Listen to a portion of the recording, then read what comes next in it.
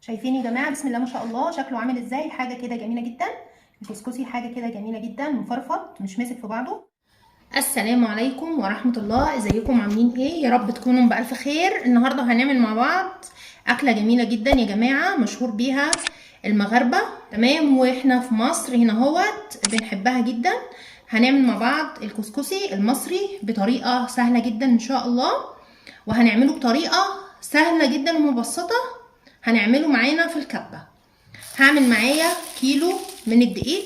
طبعا بنجيب دقيق فاخر بيبقى سايب او نجيبه اكياس، بس يكون نوعيه تكون جيده، تمام؟ هفتح معايا الكيس، واهم شيء ان احنا ننخل الدقيق معانا.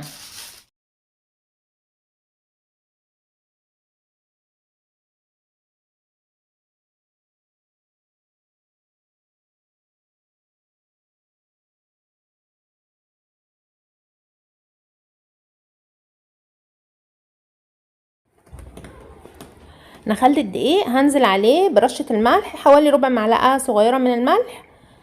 ومعايا بقى التركاية اللي هي هتخلينا ما نشرقش واحنا بناكل الكسكسي. هناخد معلقة يا جماعة هرمية، معلقة كبيرة هرمية من البيكنج باودر، وهنخله معايا بنفس الطريقة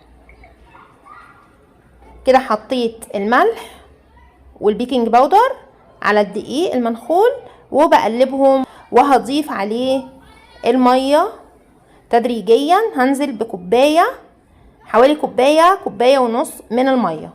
هبلل الدقيق بتاعي بالطريقة ديت.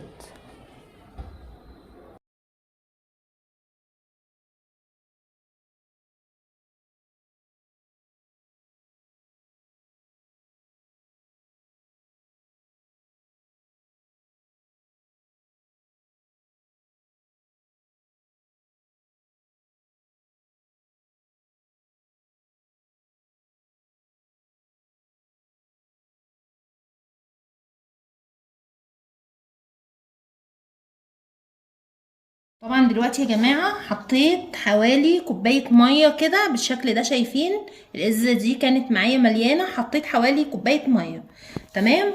بتفضلي تدريجي بتبدأي تحطي المية بالشكل ده كده.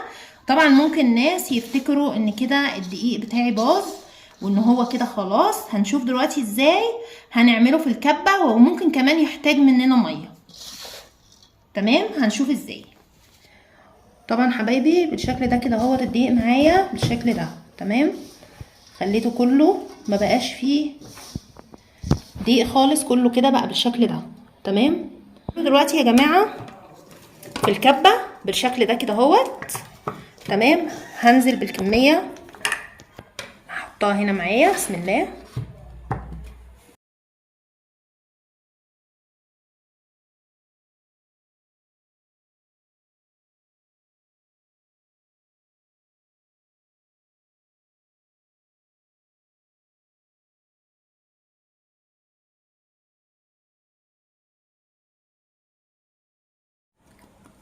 طبعا شايفين حبايبي الكسكسي لسه محتاج شويه ميه، تمام؟ عادي جدا هحط له دلوقتي شويه ميه كده عادي جدا، ما نكترش كمان، يعني ناخد بالنا ونراعي كميه الميه اللي احنا بنحطها، وما تقلقوش ان شاء الله مش هيحصل له حاجه.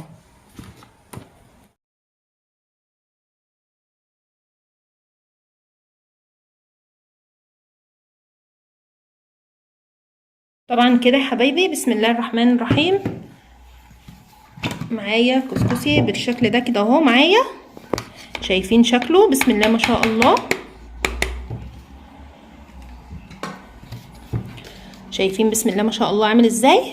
حبيبات جميله جدا، مفيهوش دقيق ولا اي حاجه. هو ده كده الطريقه المظبوطه ليه، تمام؟ ومش هي دي كميه الميه بس اللي هنحطها، لا لسه هنحط ميه تاني بس في مرحله معينه، تمام؟ معايا شاشه بالشكل ده كده، انا مخصصاها معايا كده بعمل فيها الكسكسي وبعمل فيها المخروطه، تمام؟ بحط معايا كده القماشه بالشكل ده كده هنا، وبنزل عليها الكسكسي بسم الله بالشكل ده كده. طبعا مش معجن ولا حاجه يا جماعه اهو، شايفين شكله؟ ولا هتحتاجي غربال ولا هتحتاجي اي حاجه خالص. تمام اهو بالشكل ده كده. بسم الله ما شاء الله. مع بعض. طبعا على بال ما الميه بتاعتي تغلي بكون انا جهزت معايا الكسكسي، عملته كله في قلب الكبه كده. طبعا كل ما الكبه بتاعتك بتبقى كبيره بالشكل ده كده بتاخد معاكي كميه بتعملي الكيلو على 3 مراحل. طبعا كده بالشكل ده بقى معايا الكسكسي بالمنظر ده كده اهوت. بلم بقى القماشه بتاعتي كده. بسم الله الرحمن الرحيم.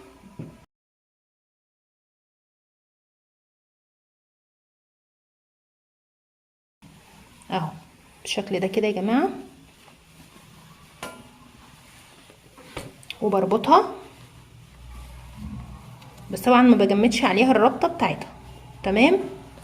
ومعايا الحله بتاعتي بتاعت الكسكسي والمخروطه بالشكل ده. دي المصفى بتاعتها يا جماعه، دي حله مصفى. تمام. الحله اللي فيها الميه حطاها على النار، هنشوفها دلوقتي مع بعض. يا جماعه معايا الحله كده على النار. تمام. غليت معايا بالشكل ده كده اهوت. احط معايا كده، بركب معايا المصفى بتاعتها بالشكل ده كده. تمام كده بالشكل ده. وبغطيها غطا بتاعها كده، وبحكم غلق الحله بتاعتي. بقت بالشكل ده كده معايا. دلوقتي غطيت معايا الحله بتاعتي بالشكل ده كده اهوت. هسيبها حوالي 10 دقايق ربع ساعه عشان يستوي، وهنشوفه لما هنعمله في المرحله التانية. طبعا حبايبي شايفين الكسكسي بسم الله ما شاء الله كده طلعته. دي اول طلعه ليه. بسم الله ما شاء الله بالشكل ده كده اهو معانا كده بالشكل ده زي ما شايفين. دلوقتي يا جماعه هفضي معايا كده عشان هديله الميه بتاعته عشان يستوي كويس جدا معايا. هنزل طبعا ما نحطش ايدينا فيه خالص وهو ايه سخن، يعني طبعا سخن جدا مش هنتحمل. طبعا يا جماعه اهو معايا ما نحطش ايدنا فيه خالص، وهنبدا نحط ميه معانا بالشكل ده، وما نقلقش خالص يا جماعه لان هنلاحظ ان هو بيشرب الميه اللي احنا بنضيفها. طبعا شايفين يا جماعه بنبدا نحط الميه كده عليه، ما بنقلقش خالص. بنحط نص الازازه اللي باقيه حوالي برضه كوبايه ميه، وما نقلقش مش هيعجن معانا ولا حاجه، بيشرب معانا الميه مش هنلاقيها. وطبعا دلوقتي هنعمله بايدينا ديت كده، وطبعا هنعمله في البردك، هنعمله معانا في قلب الكبه. طبعا الميه اهي اختفت تماما، ما عادش فيه ميه خالص. طبعا دلوقتي يا جماعه هنزل بالكسكسي كده اهوت في قلب الكبه علشان يتضرب الضربه اللي هي قبل النهائيه. طبعا دلوقتي يا جماعه حطيت الكسكسي في قلب الكبه بالشكل ده كده اهوت. دي الضربه النهائيه ليه. بسم الله.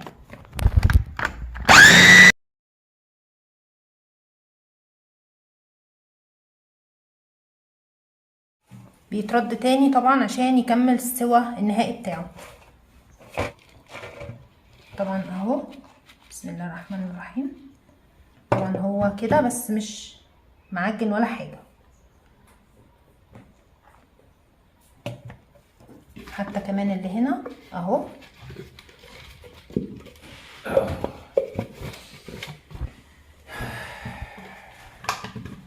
حاجه بسم الله ما شاء الله جميله جدا، ولا معجن ولا حاجه خالص.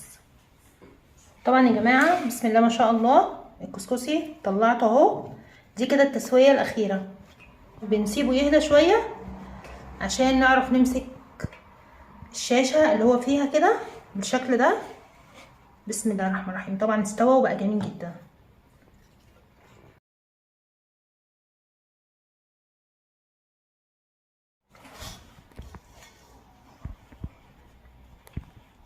طبعا يستحسن تفضيه معاكي بمعلقه خشب كده عشان تقدري انك تتحكمي طبعا تطلعيه بالشكل ده كده. طبعا يا جماعه معايا السمنه بالشكل ده كده اهوت. السمنه البقري بتبقى حلوه جدا، او اي نوع سمنه حباها، بس ما تحطيش زبده، يعني حطي سمنه علشان الزبده بيبقى داخلها ميه، فبالتالي تبوظهولك بسرعه يعني. تمام. ريحه السمنه مجرد ما بتحطيها بسم الله ما شاء الله بتبقى يعني حاجه تانية خالص. لو هتقدري تحطي ايدك فيه عادي جدا، مش هتقدري تحطي ايديكي بمعلقه كده خشب زي ما انا ما بعمل، عشان تدمجي معاكي الحبيبات بتاعه الكسكسي كلها بالسمنه. طبعا ما شاء الله مستوي ولا معجن ولا حاجه، بالشكل الجميل ده كده.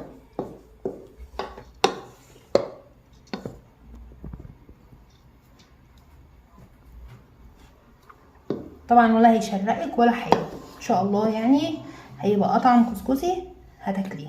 شايفين حبايبي بسم الله ما شاء الله شكله جميل جدا ازاي، مفرفط كده وحاجه تحفه جدا بسم الله ما شاء الله، من غير ما نحط ايدنا فيه يا جماعه، كله بالمعلقه الخشب بسم الله ما شاء الله زي ما انتم شايفين ما شاء الله جميل جدا ازاي، حاجه كده جميله وما تعبتناش ولا حاجه. شايفين يا جماعه بسم الله ما شاء الله شكله عامل ازاي، حاجه كده جميله جدا. الكسكسي حاجه كده جميله جدا، مفرفط مش ماسك في بعضه. هننزل عليه بسكر بودر، طبعا لو عايزه تحطي مكسرات حطي، بيبقى جميل جدا برضه، بس هو كده عليه السمنه بتاعته. السكر اختياري، في ناس مقدمين معاه شوربه بيبقى حلو جدا جنبه، يعني شوربه وبياكلوه كده بالمعلقه، وفي بيقدموه بالسكر، احنا بنحبه بالسكر كده وعليه السمنه بتاعته، بيبقى حاجه كده جميله جدا بسم الله ما شاء الله، وبتاكليه بيبقى تحفه وجميل جدا. اتمنى لو الطريقه عجبتك ما تنسيش، وطبعا دي كمان الكميه الجميله بتاعتي بسم الله ما شاء الله زي ما شايفين، حاجه كده تحفه جميل زي ما شايفين بسم الله ما شاء الله، تحفه كده وجميل جدا، وعمل معايا كميه جميله جدا ما شاء الله. كيلو الدقيق عملنا بيه كميه جميله جدا، طعمه هيبقى جميل جدا. اتمنى لو الطريقه عجبتك ما تنسيش تدعميني بلايك للفيديو وشير للفيديو وسبسكرايب للقناه وتفعيل زر التنبيهات، والسلام عليكم ورحمه الله وبركاته.